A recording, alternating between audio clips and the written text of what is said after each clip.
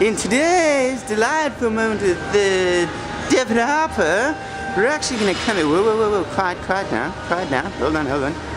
What's Deffid Harpa up to today? You see, you just don't know with him. He's always got something going on you've never seen before. It's never been done before. And my God, if we look closely, we might be able to see which muscles. Oh, you see, I think we've interrupted him. Hi, Dave. I think we've somewhat broken his concentration. See, Dave doesn't do things like that. He does not make mistakes. Deffid Harpa doesn't make mistakes. Hi, Dave. Sorry if we've come in and interrupted you a bit. I see you're doing some very, very scientific training. And top secret. So we're getting a little inside scoop here. And I actually think some of this training might have a lot to do with you and a lot to do with our next question from Clifford Scott all the way in Los Angeles.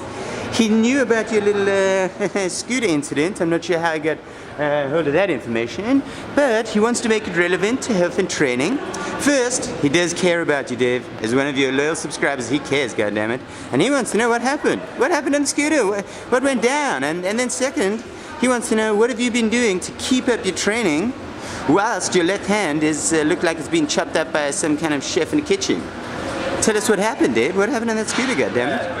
It's quite an interesting story. I don't know if we have time for this, so I'll try to keep it really short. But basically, I was riding the scooter for the second day ever, and I managed to get it like maybe 1 hour of practice the day before. The second day I was riding around, and then I was practicing down near the gym, and the client was walking home. I said, hey, dude, do you want to have a ride to the gym? I can give you a ride. So he was like, sure, why not? So we were riding along, and I was like, I was going slow, and then I kind of got sick of going slow. So I was like, let's go faster. Go faster, right? Yeah, why not? Pick up the pace, right? Just pick it up. Pick up the pace, go a little bit faster, and then, kind of chatting, and then, not really paying attention. And big truck comes along. Okay. I see it, and I suddenly freak out, and then just break both brakes, and then the car skids, and then we both fall off. Oh, I see it. Right. And obviously you've used your hand to sort of break the fall, and that's resulted in that injury, a nasty injury. We won't expose anyone to. Once you've visually seen the injury, it never leaves your mind. It's imprinted in your brain, so we won't put that on our subscribers.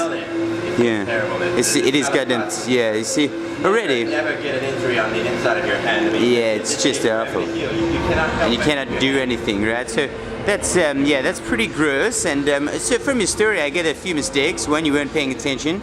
Two, you panicked, and three, you just threw yourself off a scooter. So, Dave, you made mistakes there, but one thing you have done since then is try to correct it in the gym by still training, by still working hard. But obviously you're not able, and I can see even now you're managing to keep your finger exercises going all through the interview, so it's great. But for the most part, you're not able to use that left hand to do any kind of pulling or big movements. So what are you doing on the most part to keep yourself going over these next, 1 to 2 months while that hand heals up from that goddamn scooter accident? Well, first of all, I'll tell you what I'm not doing, working. Oh, goddammit, yeah. All those sort of movements that will just tear that hand right up open again, right? You have to up and down, no punches, no MMA, no boxing, and all I can do is really just sort of do anything that can keep it under control. So for the first whole week I just didn't do anything, and afterwards I got kind of restless, and I was like, okay, what can I really do with this thing? And I just did my basic moves, the presses and stuff, just being careful to hold the bar in the right place, not squeeze too hard. Okay. The weight that wasn't too heavy, and Okay, but as always, whenever something happens to your body, whether it's injury or something like this, you've got to be forced to adapt. You can't just stop training, right, Dave? You got to keep going. That's awesome, David. That's it. We're gonna leave you to keep going with your finger training. Now, I hope that answers Cliff Scott's question. And Cliff Scott, thanks for caring, man. That's awesome, right? We're out, Dave. all right, bye.